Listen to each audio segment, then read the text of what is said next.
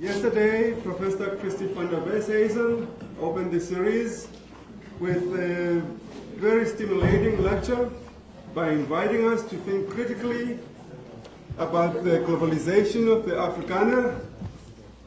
This afternoon, we continue that conversation with our second speaker, Dr. Pilam Simang. As yesterday, today's lecture will run for approximately 30 to 40 minutes, and it will be followed by a question and answer session, which will be facilitated by Sibongile Bottoman, our postgraduate student. So it is now my pleasure to introduce Dr. Pilam Simang. Dr. Simang is a senior lecturer in the Department of Philosophy at Stellenbosch University and is the former head of Stellenbosch Sikori Workstream 4 on Race, Human Categorization and Science. Dr. Simang is a fellow of the South African Young Academy of Science, the coordinator of the International Philosophy of Biology Circle, and the secretary of the Azanian Philosophical Society. Dr. Simang is involved in several research groups working on programs regarding race and racism in the sciences. His work on race includes investigations of the history and definition of the concept, exploring challenges with the use of the concept of race in health, the metaphysics of race debate, scientific controversies about race, and the use and abuses of the concept of race in research and policy. It is now my pleasure to invite Dr. Simang to come to the lectern. Please join me in welcoming him.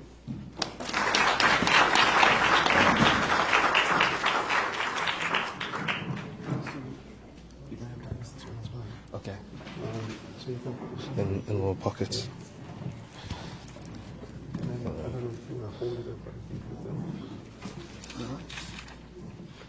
Maybe I'll attach it.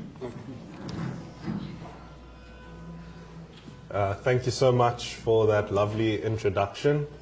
In the talk today, I'll be dealing with that last bit of the topics around race that I look at. It's going to be, of course, focusing on the intersection of race with policy and international relations. So I'm pretty sure everyone can see. There's some interference. Maybe I should move this. I'll just hold it. Yes, everyone can see the title is a play on something that was said by the United States President, that terrible things are happening in South Africa. What this talk that I'm going to be giving is going to be about is some of the background to what led up to that particular comment and the role that basically think tanks have played in informing the moment and the zeitgeist of the moment.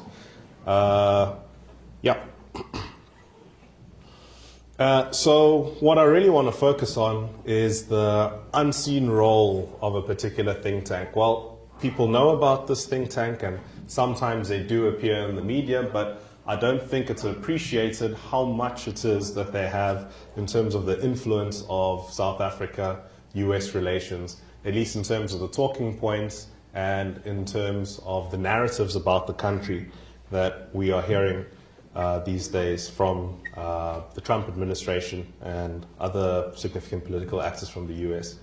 The South Africa-US relations have reached their lowest point since the turn to democracy, obviously.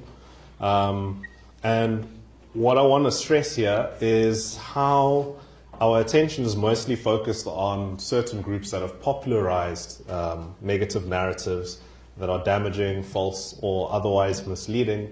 But we haven't been paying enough attention to the organizations that generate the data behind the narratives, that generate the talking points behind those particular narratives.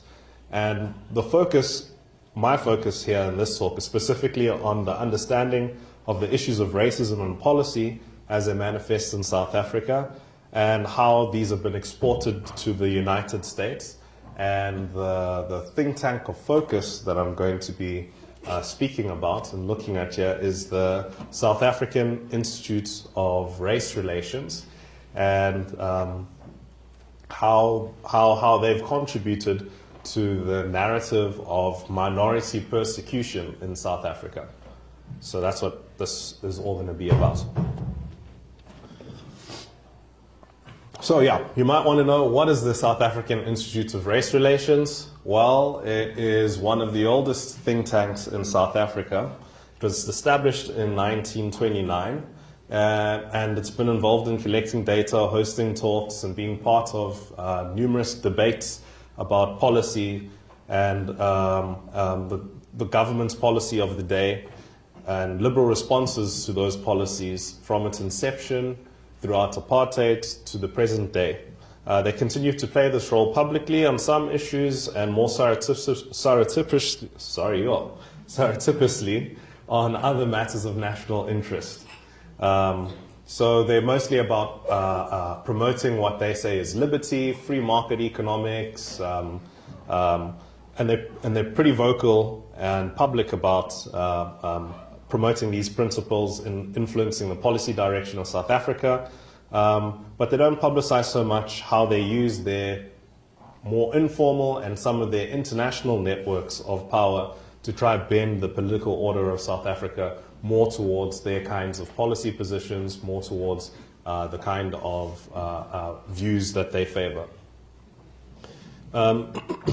So part of the reason the Institute of Race Relations has the status it does even today is that it was regarded as an important source of data for close to about a century now.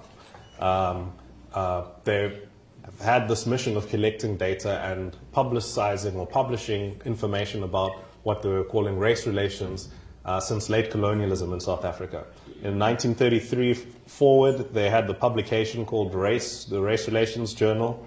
In 1936, they had Race Relation News, which was then renamed Fast Facts after 1991. You still find a lot of these Fast Facts publications out there. They're cited by journalists. And also something that had been seen as really important is the Race Relations Survey, which has been published pretty much annually since 1947. And during apartheid, during legal apartheid, the IRR's data filled gaps left by government about informing the public about the demographic differences and facts about the different demographic groups, their situations and conditions, because the government obviously kept this data closely guarded, but the Institute of Race Relations, through their networks with communities, was able to gather such data about the conditions of different racial groups, specifically black, colored, and Indian people. Things like money spent per student, per black students in education. These are the types of things that were useful to researchers and community organizers and civil society actors at that time. And even some researchers now still use their data of this period. But, you know, despite all the scholarship that uses data from the Institute of Race Relations, there's been a very little critical assessment of the organization and the work that it's done over the years and how it fits into broader politics. And that's maybe because of the struggle credentials of the organization, the things that it says that it's done throughout apartheid. It gave Nelson Mandela a scholarship at some point, you know, so it has the status, well, until more recently, had the status of being this trusted organization which was instrumental in producing data that was challenging the status quo of a different period. But in 2022, I published a paper that was looking at some of this research that the Institute of Race Relations does, focusing specifically on their survey research and showing that there's reason to believe that at least today they are purveyors of disinformation and have a very close alliance to the two right-wing elements, not just in South Africa, but internationally. And that's where this is going to end up going in the conversation that we're having now. So just to think about how prolific the Institute of Race Relations is, I'm going to try read what's on the screen here. Screen is kind of small on my side. Okay. I'm just going to read the text on the side there. This is coming from one of their reports. I think it's a 2024 annual report of the Institute of Race Relations. They say, the picture at the bottom left there. I'm not sure if you guys remember the viral campaign of racism is not the problem. This billboard that was put up in Johannesburg. The Institute of Race Relations is actually behind the putting up of that billboard and the website that went along with it, because their argument was that racism is not a primary problem or a significant problem in South Africa anymore, and that it's politicians that use the question of racism and the problem of racism and argue that it's still an issue only to push their own political agendas, but it actually isn't a real issue. And of course, there was a lot of blowback about that publicly. But I wanted to read here from their report of things that you might not have seen or known of, and how prolific the influence of the Institute of Race Relations, how prolific they are and the level of influence they have. So they say making this type of campaign successful requires prodigious levels of output, which the IRR team has proven a track record of producing. In 2024, the IRR made 8 submissions to Parliament, including 2 petitions to the President, published 8 blueprints for growth policy papers, 9 short What Can SA Be reports, and 9 other papers on political and social topics. It placed 1,183 opinion pieces in the media, was cited 517 times, gave 412 interviews, issued 113 press releases, and released 587 audio and video clips. Cumulatively, the Institute of Race Relations appeared in the media 2,812 times, or around 7.7 times per day. Adding the 4,989 social media posts, this number rises to over 21 appearances per day.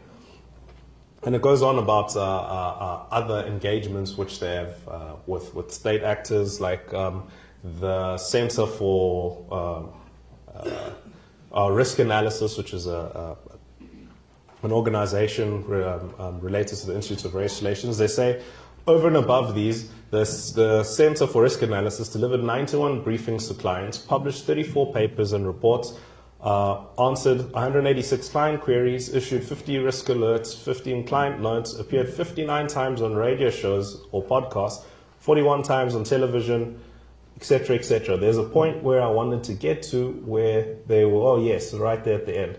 The IRR and Center for Risk Analysis held 115 formal briefings and 365 meetings with policymakers and influencers. So they had enough meetings in that year for one meeting a day with policy makers and influencers. I'm not going to read everything on there.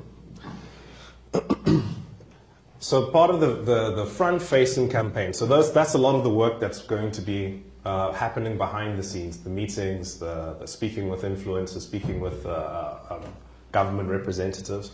But front-facing, there's a lot of stuff about, in the name, it's Institute of Race Relations, but they're very anti anything to do with race.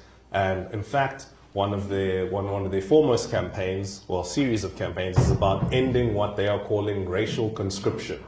And this is the idea that we should no longer be classified by race, especially by the government, and especially in terms of the law, because apparently racial conscription chains all South Africans to the past, and that it perpetuates a new type of discrimination. So it basically shifts the problem for the reason of the relevance of race in the law and policy being about racial inequity and racism, to classification itself becoming the problem. Classification itself, classifying people and using racial classifications, becomes what they perceive to be racism itself, rather than the problem being in the material conditions and in the inequities that are the reason for why we actually still use race in policy. So back to that 2022 paper I was mentioning that I wrote about, how I established this argument of why it is that we should consider them purveyors of disinformation, was how it is that they presented the data from their surveys. They're one of the only organizations with the resources and that actually goes out and does these national surveys that check the race relations of South Africa. And these are some examples from their reports. I think this was a 2020 opinion poll that they were speaking about, and basically making the argument of why racism is no longer a problem in South Africa.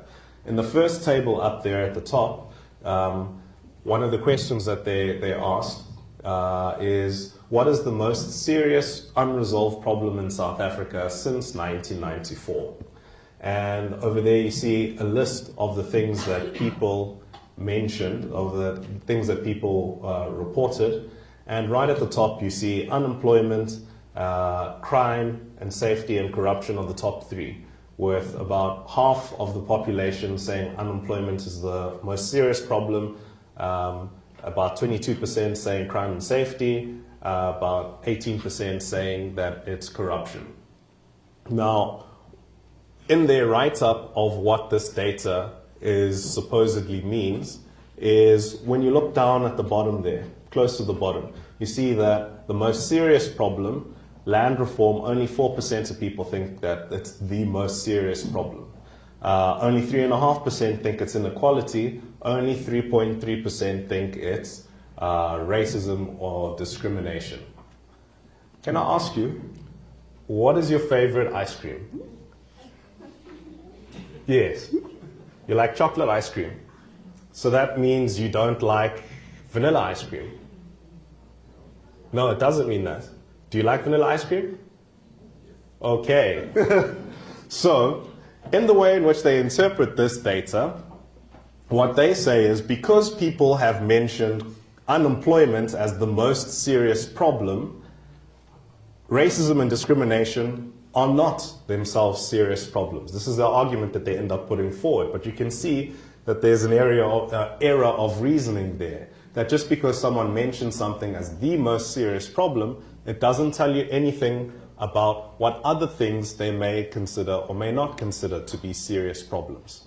But in the write-up and the argument that they make about this is that they say that the data which they've collected demonstrates that only 3.3% of South Africans think racism remains a significant unresolved problem in South Africa since 1994. And leading on to that, they make arguments about policy that argues for racial repair, argues for land reform, or argues about remedying problems of racism and discrimination to actually be things that don't have popular support because only 3.3% of the country think that's the most serious problem. But you can see how that actually is not what the data that they produced shows, even if we were to take this data as being what people self-reported. There's numerous different kinds of examples that I show of this kind of error of reasoning in the way in which they interpret their own data. Also problems of making false dichotomies. So for example, let me see here, table number 3, best way to improve lives. And they ask people, what's the best way to improve life? Do you think it's getting a better job and more jobs and better education, better service delivery, more BEE and affirmative action, more land reform? And most people think the best way to improve their lives is from getting more jobs and better education. But in the interpretation of this data, it's argued to the exclusion of others. So they would say that most South Africans think that more jobs and a better education is the best way to improve their lives, which also means that there is low to little support for BEE, land reform, and affirmative action policy. but actually you can see how the questions asked actually don't match up with the interpretations that they are making of the data. That if they wanted to ask a question about land reform, they could have asked it far more directly, and you can actually not infer support or lack of support of land reform from asking that particular type of question. And so, yeah, go on and on in that paper about different things, different examples that demonstrates this kind of, well, one might call them errors or mistakes, but also in the broader context of how it is that this data is used by themselves and by other people. I argue and show that there is some motivation behind making these errors, because they all point in the same direction. They all suggest that racism is no longer a problem in South Africa, except for what they call minorities in South Africa. Minorities are apparently now being the ones who are victimized. So anti-black racism is something that's no longer a serious problem, but there is apparently, in their argument, growing racism against minorities. So with what's happened over the last couple of years, it seems like it's a good time now to build on that kind of work, showing how the Institute of Race Relations produces disinformation to mislead within the country about racism and policy, because now this kind of understanding of the problem of racism in connection to policy in South Africa has been exported to an international audience and has found an ear in the US, in the present White House. And this disinformation can be shown now to negatively affect the relations between South Africa and the United States. And this is part of what I'm going to be illustrating as this talk goes on. So this previous work that I was just talking about now focused on their survey data and the interpretation of that survey data, through which they claim that racism is not a problem in South Africa except for minority groups. And the argument is that it's only politicians that act like racism is still a problem in order to motivate their base and win some votes. As you saw in those tables I was showing you, the biggest problems reported are things like unemployment and crime, but these are presented as if these issues are separate from racism. But the reason for structural unemployment and the concentration of unemployment in a particular demographic group in South Africa is not something that is separate from the history and the legacy of racism. So the questions of safety and security. So there isn't actually even the kind of distinction between the categories which they're asking people about that is presumed in the way in which their data is spoken about. A lot of those things are directly connected to racism, even if people don't name racism in their responses.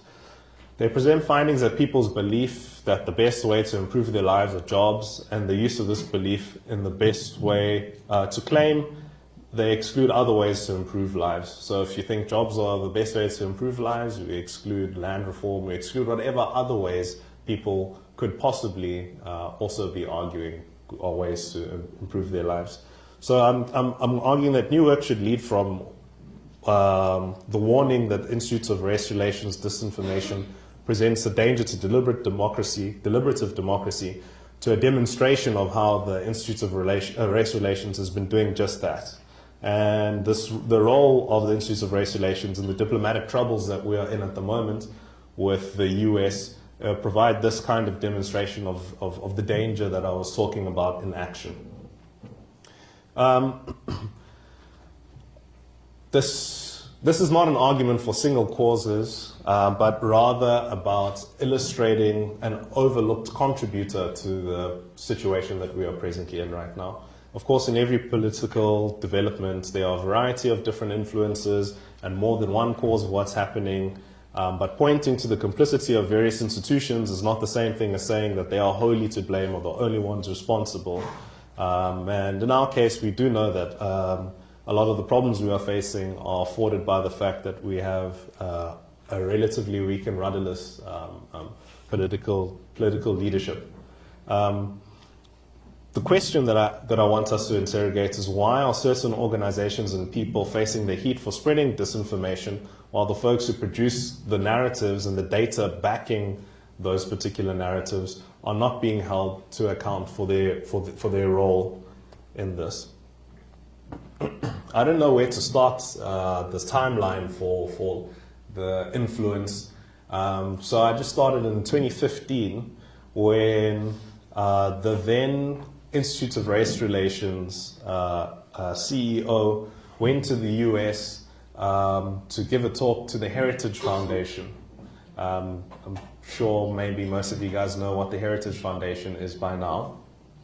And in that talk, this was before Trump's first presidency, before he became the 45th president of the United States, the Institute of Race Relations was in the US speaking to what were to be people that are going to be influential in Trump's administration. And they were engaging with Trump allies, and specifically here we're speaking about the Heritage Foundation. In the talk, it was Cronje, who was the CEO of the Institute of Race Relations at that time. He argues that the ANC has turned away from the pragmatic growth policies of Nelson Mandela and Thabo Mbeki, and that it's gone back to its NDR roots, the National Democratic Revolutionary roots. He says that government aims to undo apartheid property relations by undermining private property and taking control of Western-owned assets.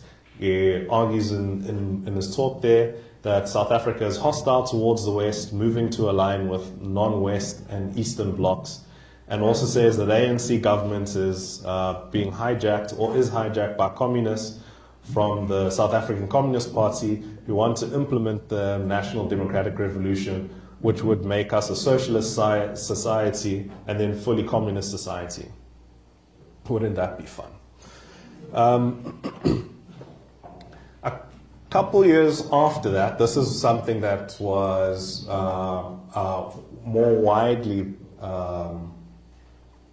known, was the tour of Afroforum and Solidarité to America. And when they were in the US, they did meet the Heritage Foundation as well, and some people that were related to the Trump government. Rather than the Institutes of Race Relation tours, which happen more frequently, and actually they visit the US a number of times annually, serious attention at this time in 2018 was focused on Afroforum and related organizations making similar representations in the US. And of course, Heritage Foundation becomes very important as the situation develops, especially in Trump's second presidency. But you'll see that some of the narratives which they brought along with them to the US in 2018 already started to bear some fruits and have particular consequences for the relationship with South Africa and the US. And around the same time, Katie Hopkins released the movie, I should call it, or maybe you want to call it a documentary, but it was the Blast murder one, the farm murder one. But this is where we start to really publicly see how many links there are between the US right, think tanks in South Africa like the Institute of Race Relations, Afroforum, specifically, and also the type of messaging that was being put across. Going on in terms of the link with conservative or right-wing institutions, the Institute of Race Relations CEO of that time, which was still Cronje, went to the Cato Institute in 2018, and he was speaking to them about expropriation without compensation. And that was not the only place that he went to that time. He was also on tour similarly to Afroforum, arguing about the risks that this brings, the risks to property rights, the victimization of particular groups who hold assets and land. So in 2018, the Institute of Race Relations visits the US, and a few think tanks, including the Cato Institute, the talk that he gave at the Cato Institute, I think, was called "Will South Africa Become Africa's Venezuela?"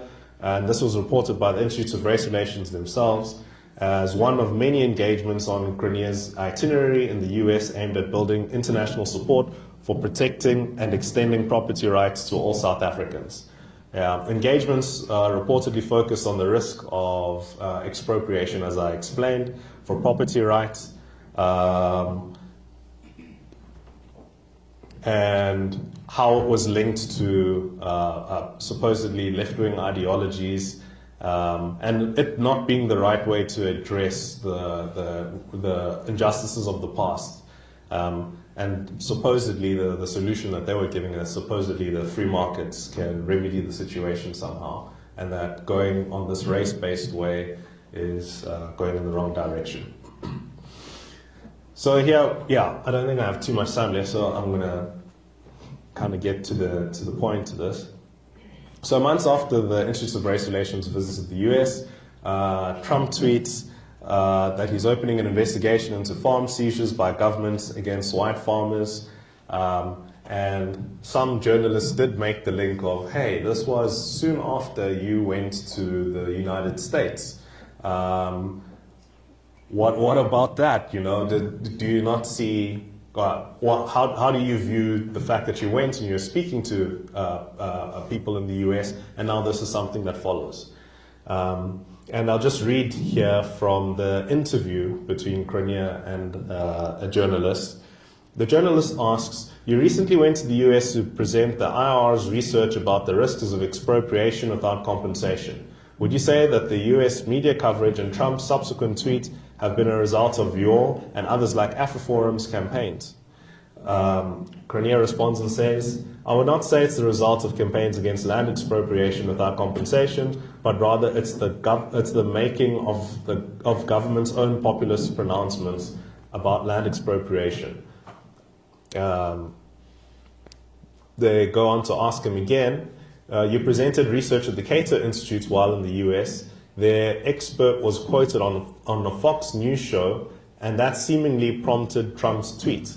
How did your representations differ from those AfriForum who also visited the institution?" But the important part here is seeing the direct link between Institute of Race Relations speaking at the Cato Institute, someone from the Cato Institute being on Fox News, Trump responding to Fox News on the basis of what was said at the by the person from the Cato Institute on Fox News. So there's like a direct a direct line between the narratives of the Institute of Race Relations and the representations they were making and the response of the President Donald Trump. And I think you can see the tweets on the screen there, and interesting characters that are always appearing alongside this kind of messaging. So another thing I want to talk about is the idea of the race laws in South Africa. Apparently that we have all of these race laws that are discriminating against minority groups. This narrative about the race law that's supposedly discriminating against minorities, specifically white people in South Africa, is used to support the claims of white victimization in South Africa today. Solidarity through AfriForum has lobbied foreign governments on this kind of question of there being victimization of white people in South Africa for some decades now. They've had numerous audiences with the United Nations to plead things like asking for support for independence and argue that they suffer cultural discrimination in the new South Africa. In 2023, just read a quote here, AfriForum's 2023 report found that since 1910, around 313 race laws have been introduced in South Africa. Almost 37% of this was created since the ANC came to power in 1994. And part of the narrative that's built around this is after 1994, these laws that are being spoken of discriminate against white people now. The previous laws were discriminating against people, black people, colored people, Indian people, but now the laws are discriminating against white people and also other minority groups. So, yeah, there is just a news cliplet there of AfriForum on its way to the UN. Will report on South Africa's 116 plus race laws, the Kill the Boer chant, and exclusion of farmers on racial grounds. But where does this idea of the race law narrative come from? So the idea of race laws that unfairly discriminate against whites in democratic South Africa was popularized by AfriForum for sure, and later also becomes a talking point that Trump comes back to when speaking about the unfair discrimination and victimization of white people in South Africa, but emerges from Institute of Race Relations Research. They have a website where they report and track what they are calling race laws. So the Race Law Index was developed by the Institute of Race Relations to list laws that operationalize race since 1910 to the present day. The index makes no qualitative differentiation between laws like the Native Land Act of 1913 or the Group Areas Act of 1950, whose sole purposes were to dispossess black people of land. They don't differentiate that from laws like the Housing Act of 1997 or the Extensions of Security of Tenure Act of 1997, which attempted to bestow some rights to land for dispossessed people. So on both sides, you have these laws that are both being called race laws, with the implication that both are serving some nefarious purpose. But actually, if you look at the purpose and the function of these laws, they couldn't be more different. So one side is actually trying to protect rights and expand rights to people who were previously excluded, whereas the other was doing the opposite. But both of them are then under this banner of race laws. And the Institute of Race Relations is the group responsible for this narrative, and you often see things like there are more race laws than ever today than in the history of South Africa. There's more race laws now than they have ever been. And this plays out in different contexts. As you can see there, it's actually kind of weird that so much of our politics and the consequences of politics is happening on Twitter, but it shows a connection here. You can see Elon Musk there asking, why do we have openly racist ownership laws, and referring to BE laws. And you can see at the bottom in the comments there, someone else is posting about the race laws in South Africa and how many that there are. All of the race laws, of course, as I just described and just now, are framed as unfair discrimination, with the implication that all of these laws are inherently racist because they make race-based considerations, or they operationalize race in the law. So the Institute of Race Relations runs numerous campaigns against the use of racial classifications in government and policy and the law, and it uses this race law index to supposedly demonstrate the contemporary unfair discrimination on the basis of race that continues in South Africa today. And other organizations using their data and talking points also follow suit with the same narrative, with the same sort of perspective on this.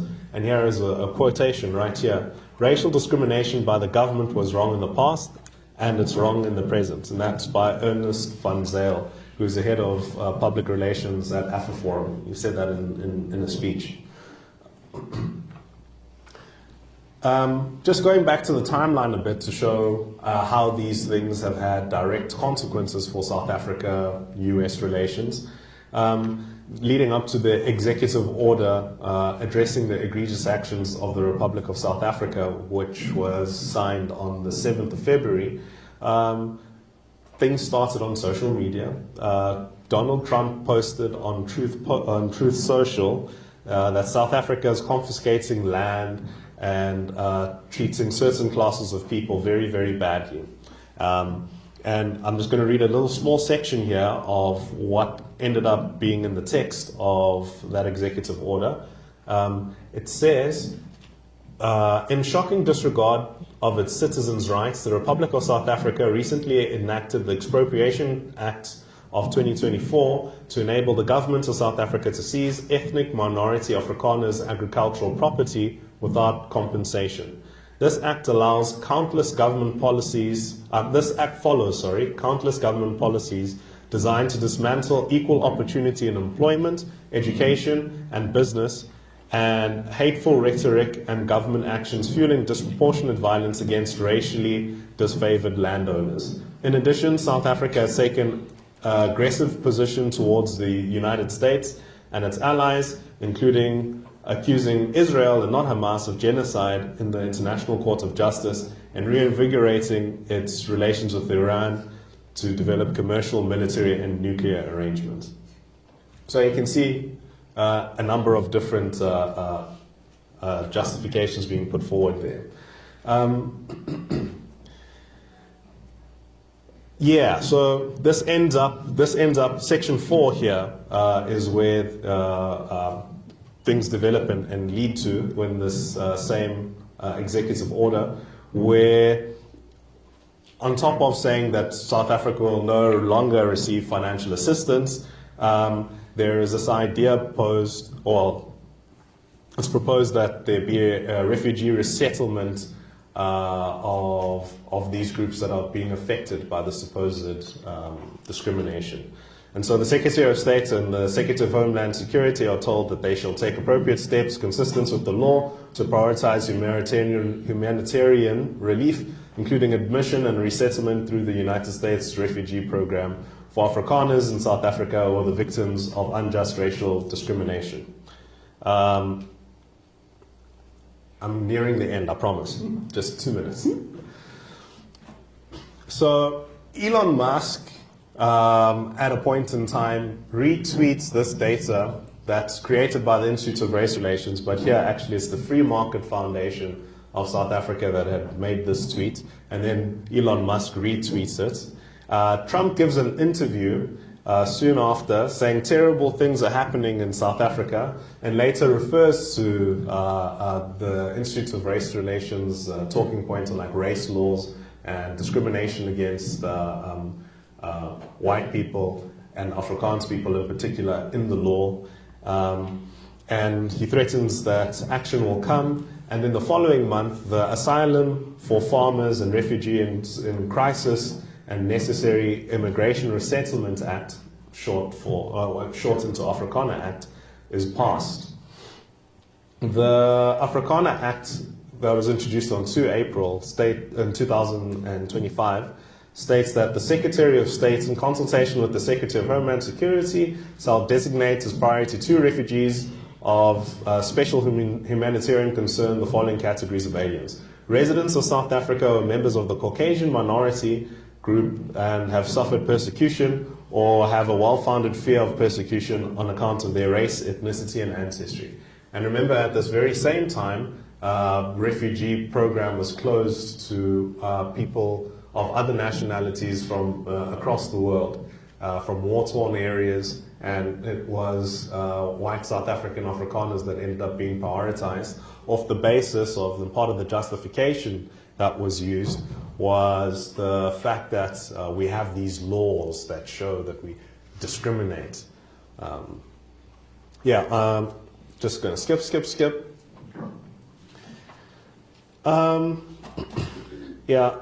I'm just going to skip to the end. Because one of the things I wanted to say is that this problem of Institute of Race Relations data downplaying anti-black racism while playing up white victimhood has fueled souring U.S.-South Africa relations and has justified, has been the basis of justification for some of the retaliatory action that we've seen, or the attacks that we've seen on South Africa. And part of one of these consequences that have become quite worrying is that this has created parallel channels of power and negotiation Because instead of engaging with government on these and other issues, the Trump White House and its officials are increasingly seen with unelected members of special interest lobby groups.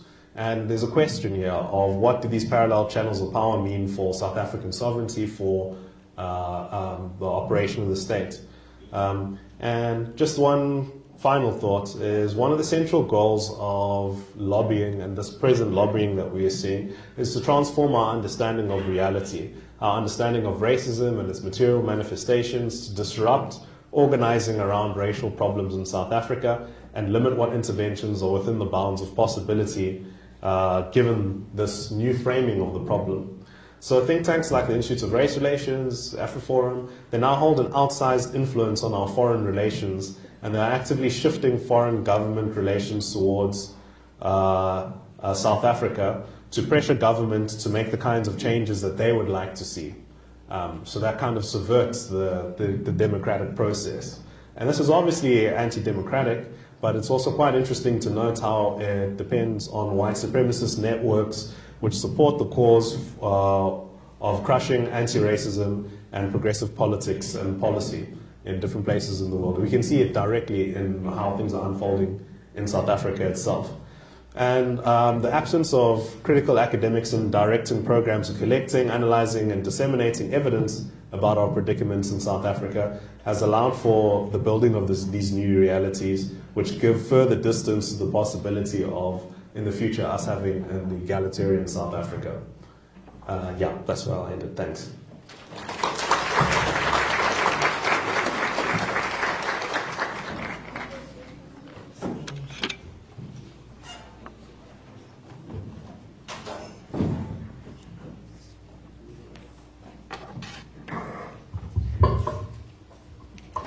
I make some space. Okay.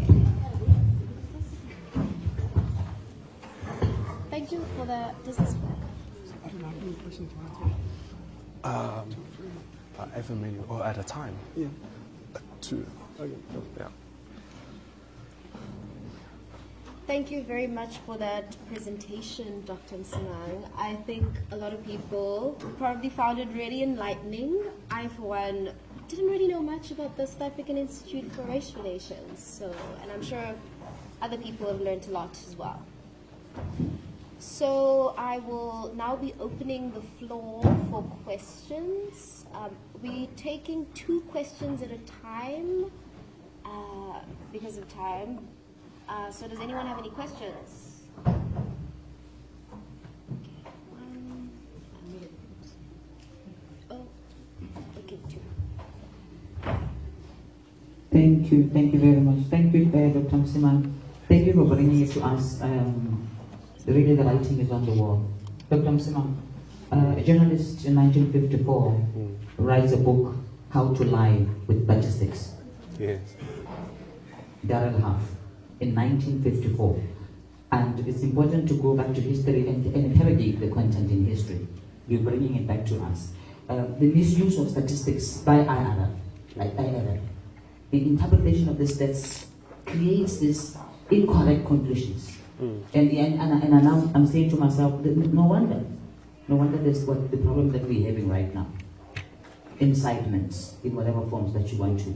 Correlations does not necessarily mean causation. Like you were saying, unemployment, and my director was saying, what about the cost of living? Thank you so much for bringing it to us. And I want to know why they are not focusing on race relations in the US. Thank you.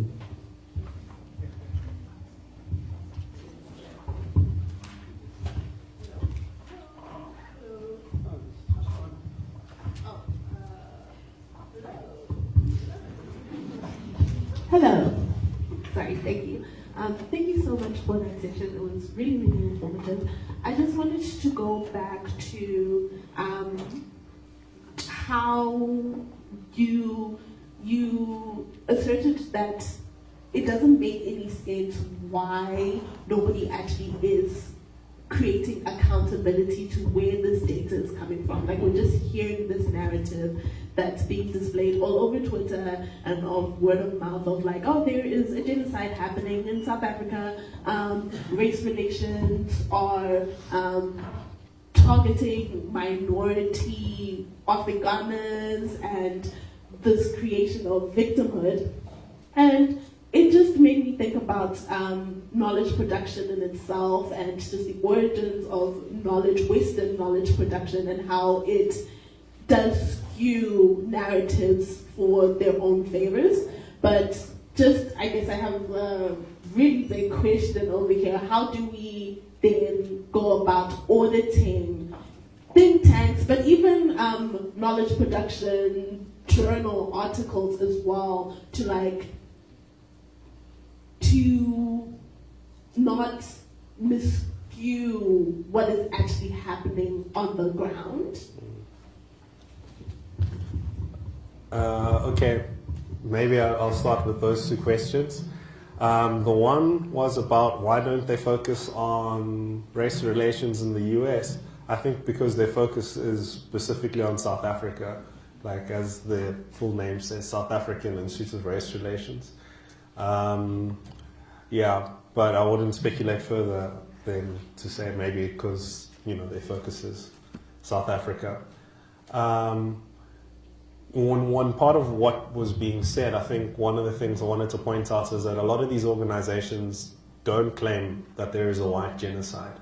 They explicitly even sometimes distance themselves from people claiming that there's a white genocide. But with the people that they speak to, with the people that they interact with, often they are left with the implication that there is such a genocide going on, and they go on and say that. Even if these organizations themselves are not making the explicit claim there is a white genocide.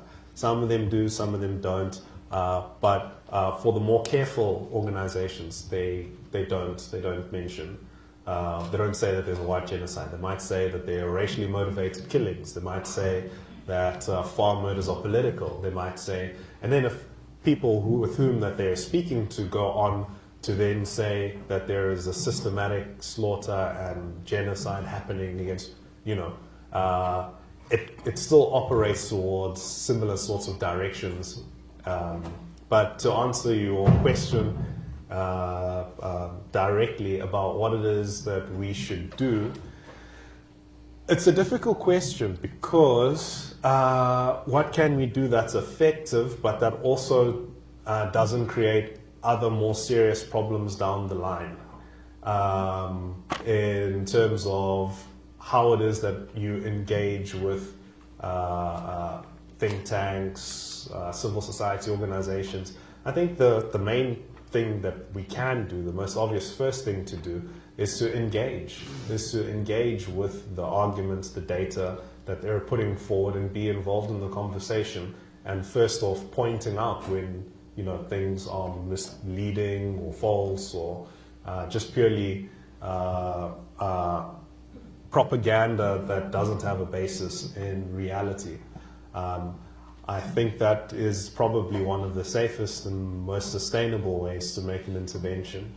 I have seen people petitioning the government to do something about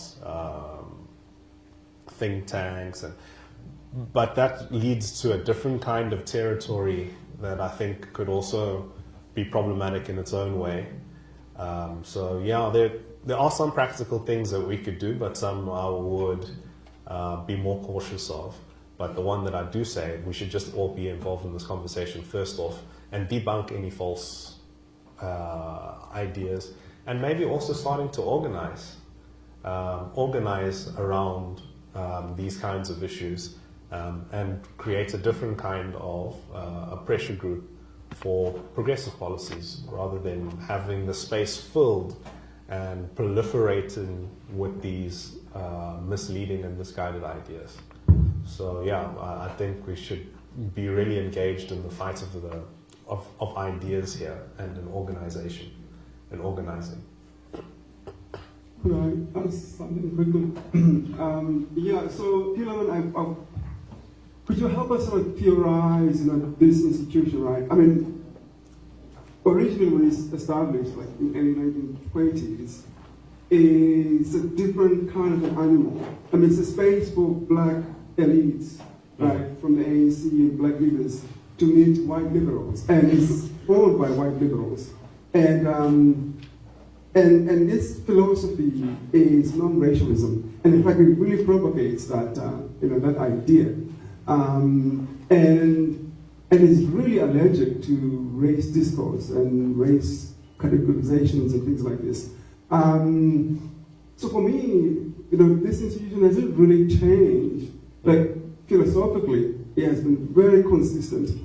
The only difference, I guess, I would argue, is that post-94, it's not fighting against the apartheid government. It's supporting the interests of white elites. But philosophically and theoretically, in terms of its ideological architecture, do you think this changed? Not as much as is made out to be in the press and in the media about there was a supposed liberal slide away and now they've changed and become right wing.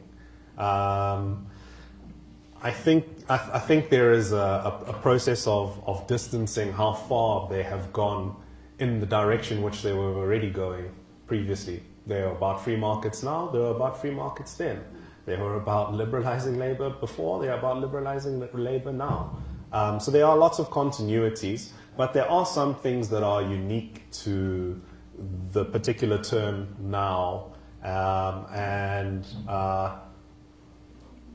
flirting with types of policies that previously they might have wanted to stay away from, and associations that they wouldn't have wanted to have. So there is at least that difference there, because it wasn't as closely aligned with conservative organizations in its early years and in the past. Whereas right now, there is a closer working relationship, in fact, with some conservative organizations. But those can be sometimes more superficial differences in what the political function is of a particular organization.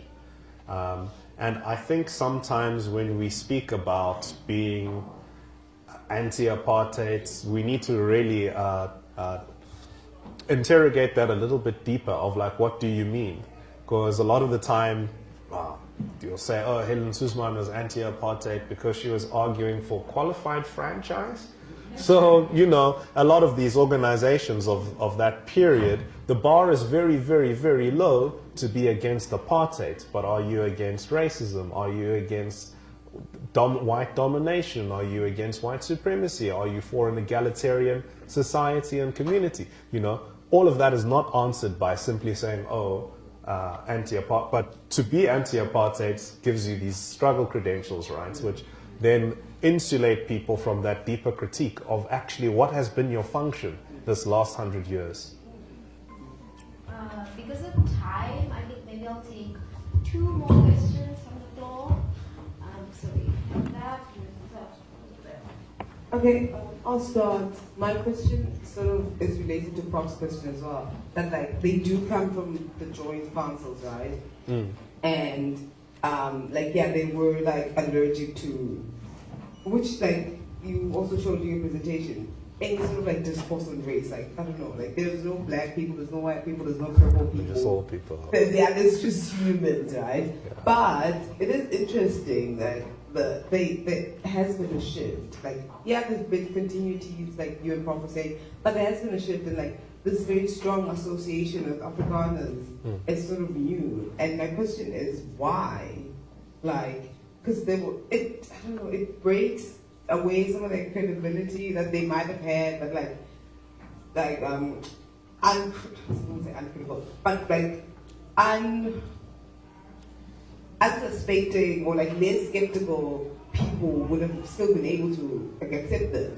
But with this very strong new association of Afrikaners and Afri-Forum, or conservative Afrikaners, to say that, is new. And my question is why?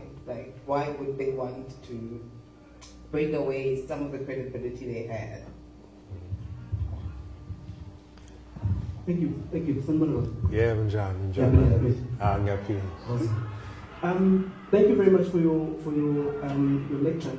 Just two things for me is, one, I think it's a question about whether there ought to be, in a world where knowledge generation and truth gets used for political ends, whether the universities ought to have a particular kind of political posture to this sort of thing, right? Because it gets me a little hot under the collar when you see this kind of information and knowledge being used, because they have a political outcome that they have in mind, right? And so it's almost, the question component of it is about what the mandate is to this generation of thinkers and to knowledge generators. I think because time gets used as a weapon by these people as well, right? The further we move from 94, something happens in the collective memory. And the more they generate a particular picture, and the further we are from 94, the easier it is to twist the narrative. And so the question is around where we see knowledge used, and I guess that's littered to our time, about how knowledge is always used through propaganda to realize something. My particular kind of own political position is that universities ought to be invested in the creation of a just state, right? Like, I think that's a non-negotiable, but I don't think that's necessarily what all universities think in terms of freedom of speech, academic freedom, and so on. So the mandate to this generation and what that says about whether universities ought to have a political posture when we see knowledge and information used to undermine what I think is the creation of a just society. Okay. Your question again was just in one line? Why? Oh, yes. Why the closer relationship? Yeah, I think because it's advantageous and just realpolitik at this moment in time, and because there are so many areas of overlap and agreement, and the moment is right for this kind of collaboration. They've got an ear to the most powerful country in the world, the richest man in the world, So I think it's just beneficial at this point in time. But then also, it's not as if there aren't disagreements within these actors. They argue with each other. They think that some of the things that others say are incorrect or crossing some kind of line. For example, the farm murders issue. There's a bit of a diversity of opinion there of what it is to be called. So yes, on that. And then on what you were saying, and in there, I think it's also just important to look at what's true and what's not true. Like, the main problem that I'm having with this kind of stuff is that it's misleading and false. And I think primarily that's one of the jobs that we have as academics, is to test and to test reasoning, to test arguments, to actually engage with things to make sure, or to see whether or not they are true, to see whether or not they are false, and to be critical and to have critical thinking being something that is promoted in engagement with this kind of work. I think even if we did just that minimally, a lot of this stuff could be undone. Okay, I'd like to thank Dr. Simon for such a powerful lecture, and I'd like to thank everyone who joined us this afternoon and contributed to the discussion. We look forward to welcoming you back tomorrow at 1 p.m. here. So, have a great afternoon.